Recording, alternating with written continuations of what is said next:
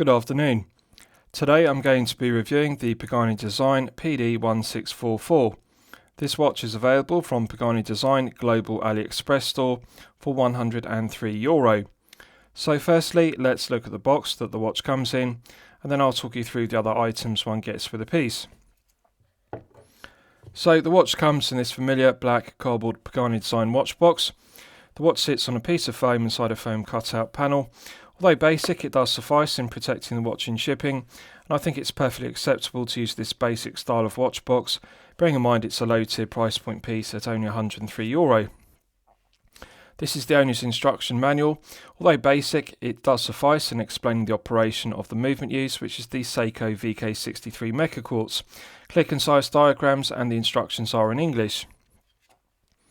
This is the plastic guarantee card which comes with the watch, and I'm pleased to report the watch is covered by the usual 12-month international guarantee. One also gets this Pagani Design branded microfiber polishing cloth. I always think it's a nice touch to get a branded microfiber polishing cloth irrespective of the price point of the piece. And lastly, one also gets this Pagani Design plastic tag. So with regards to the specifications of the piece, this is the Pagani Design PD-1644. The watch is clearly an homage to the Rolex Daytona, so it has very similar proportions.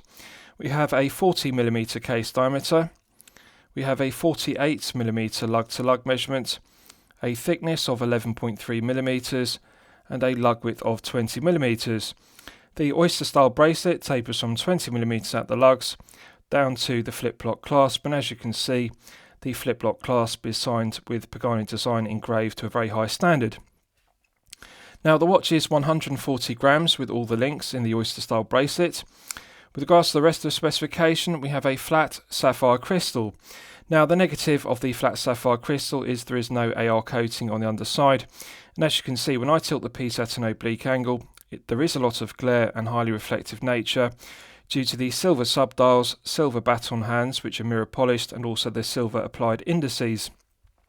This watch would really benefit from the use of clear anti-reflective coating on the underside of the flat sapphire crystal, because that would reduce the reflection, as you can see.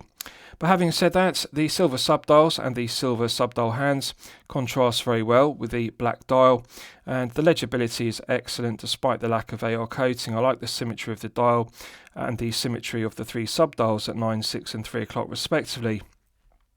Date complication with a white date wheel and black Arabic numerals is clearly legible between the 4 and 5 o'clock indices on the dial, so I like the contrasting white date wheel. It's subjective. Some collectors would argue it would look better in black with white Arabic numerals. Personally, I don't mind the white date wheel with black Arabic numerals. It does make the legibility very good. The silver mirror polished baton hands are Daytona style, and they are very aesthetically pleasing. They're mirror polished to a very high standard, as is the arrowhead tipped chronograph hand. So the ceramic bezel insert is finished to a very high standard, and I think Pagani Design deserve full credit for this because the tachymeter scale is engraved very well. The Arabic numerals are clearly engraved with the minute ticks as well. So it really is very well done. It's a very clear and legible tachymeter scale. The quality of the finishing to the ceramic bezel is outstanding, and I really like the glossy finish to it. It complements the black PVD coating to the head of the piece and the bracelet. With regards to the crown, it's a solid 316L grade stainless steel crown, coin edge finished, and it also has the Pagani Design brand emblem embossed, and it's fully black PVD coated as per the rest of the piece. So let's test the crown action. The screw down crown provides an effective hermetic seal to 100 meters of water resistance, which is perfectly acceptable for a chronograph. In the first click position, it's the quick set date complication. And if you look at the date window at between the 4 and 5 o'clock indices on the dial, you can see the quick set complication works as one would expect. It's a characteristic of the Seiko VK63 Mecha Quartz. It has a nice positive click of each day of the month clicking over, and I really like the quick set action. Putting it out to the second click hacks the movement. It stops the second hand dead, and this is the time setting position. Absolutely silky smooth. The Seiko VK63 is an absolute pleasure to operate. I like the light resistance to it. It's got no backplay, but it feels very good. It's very smooth both clockwise and anti-clockwise to set the time. Pushing the crown back in restarts the movement, and you can see on the 6 o'clock subdial the second hand begins to tick once again. So let's test screwing it back down. Immediate thread pickup, it feels silky smooth. This is something I want to give due credit to Pagani Design. They really do very good crown executions. Their screw down crowns are consistently done to a very high standard. It's one area of quality control that they get correct. So it feels smooth, no friction whatsoever. There's a very good interface between the internal thread of the stainless steel crown and the external thread of the crown tube. With regards to the pushers, they have a coin edge finish to them, and they're screw down pushers. So let's test both the screw down pushers. Silky smooth threading as per the crown. Very nice to operate. So let's test the chronograph complication. Nice firm resistance to the VK63, nice positive click to it, and as you can see the chronograph hand begins to tick around the dial. Pushing the top pusher starts and stops the chronograph. Nice positive firm resistance. I like the firm resistance to the spring-loaded action of the pusher, it feels solid. Pressing the lower pusher will make the second hand reset to the 12 o'clock index on the dial. Perfect alignment. This is a characteristic I like of the Seiko VK63. The alignment is always bang on 12 o'clock, and I really like the quality of it. So silky smooth to screw back down, and the screw down pushers provide an effective hermetic seal to 100 meters, as does the screw down crown. So very good. The quality control, the build quality and the execution of the screw down pushers and the crown are all very good. So the watch is fully PVD coated, as you can see, and credit where credit's due. Pagani Design have done an outstanding job of the PVD coating on the head of the piece, the bracelet and also the clasp. It's absolutely flawless. Every facet of the watch and the bracelet is PVD coated, and it's really done to a very good standard. I was very impressed with it. So I'll show you the interior of the flip-block clasp. As you can see, solid 316L grade stainless steel milled clasp, and it's also fully PVD coated on the top side, underside and flanks.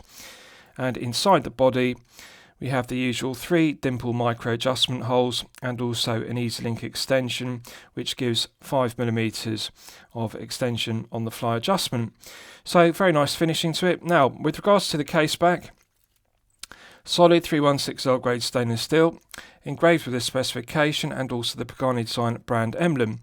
And it's finished to a very high standard. The circumference is mirror polished to a flawless standard. It's very low profile and flat, as you can see. And I really like it. I think this is better done than on the PD-1644, which is the rubber strap version, because they engrave a starfish on the back of that piece. The 1644 series has the Pagani Design emblem, and I think it looks much better with the emblem and brand logo in the centre. So very well finished, very low profile, and it provides an effective hermetic seal to 100 meters, which is perfectly acceptable for a chronograph. So I'll give you a wrist shot, and you can see how it fits on my 8-inch wrist. Now I haven't sized the bracelets. I've simply taken the watch out of the watch box, and I'm pleased to report it easily fits my 8-inch wrist. I can easily slide an index finger underneath the bracelet and clasp.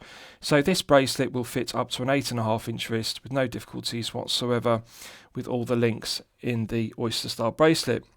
The proportions of this piece are perfection personified. 40mm head of the piece and the 48mm lug to lug measurement is the perfect proportions for all wrist sizes. So regardless of whether you're a collector with a 6 to 7-inch wrist or a 7 to 8-inch wrist respectively, you will find this 40mm piece to fit you very well. Incredibly comfortable because it's only 140 grams with all the links in the oyster bracelet, and of course if you remove 2 or 3 links from the bracelet, if you have a 6 to 7-inch wrist for example, that will significantly reduce it to below 130 grams. Feels very well balanced. They've made the correct decision by using a 20mm lug width. The taper on the oyster style bracelet is very good, down to the flip block clasp, and I really like it. So I think the 20mm bracelet perfectly balances the 40mm head of the piece. 48mm really is perfection. It's the perfect lug to lug measurement, and it's an incredibly comfortable piece to wear for long periods of time, such as 8 to 12 hours per day, due to the flat stainless steel screw down case back. I really like the flat sapphire crystal because it's got a nice bevel on the edge of it which catches the light, and as you can see, when one tilts the piece at an oblique angle, It's very aesthetically pleasing the way the edge of the crystal, the bevel on it, catches the light. And it's particularly noticeable against the black ceramic bezel insert and the black dial. It's just absolutely gorgeous to look at. Now, the only negative really is the lack of AR coating, because it is highly reflective. But I like the silver subdials and the silver baton hands, which are Daytona style, because they contrast very well, as does the silver applied indices. So it's a very good looking piece. Very comfortable to wear. Feel good factor is good. And the proportions are perfection. Right, so let's do a lume test and we'll see how the lume performs when it's charged up to the absolute maximum. So as always, I'm going to use my 100 UV LED torch to charge it up to the absolute peak. Right, so that's now fully charged, and we can see we've clearly got C3 Luminova rather than C3 Superluminova. As always, I would prefer to see Pagani Design upgrade the quality of the lume they're using to Superluminova, either BGW9 or C3. The C3 Luminova initially glows brightly, but as you can see, the problem with the baton style hands, which are Daytona style, and the applied indices, is they don't allow for large lume plots. There isn't a large area for the lume to be applied, and this is what 2 to 3 layers of Luminova looks like rather than 5 to 6 layers. So the applied indices don't really allow for a large area of the Luminova to be applied, and particularly on the Daytona style baton hands. If you look at the hands, they are beginning to fade, and fade fast to nothing very quickly. So I would describe the lume performance as okay. It is acceptable, and one has to expect some cost-cutting measures, bearing in mind that this is a low-tier price point piece at only €103. But as always, Pagani Design could upgrade the lume, and I think it's something that many collectors would be happy to pay an extra $5 to $10 on a piece to get better quality lumes such as C3 or BGW9 Superluminova.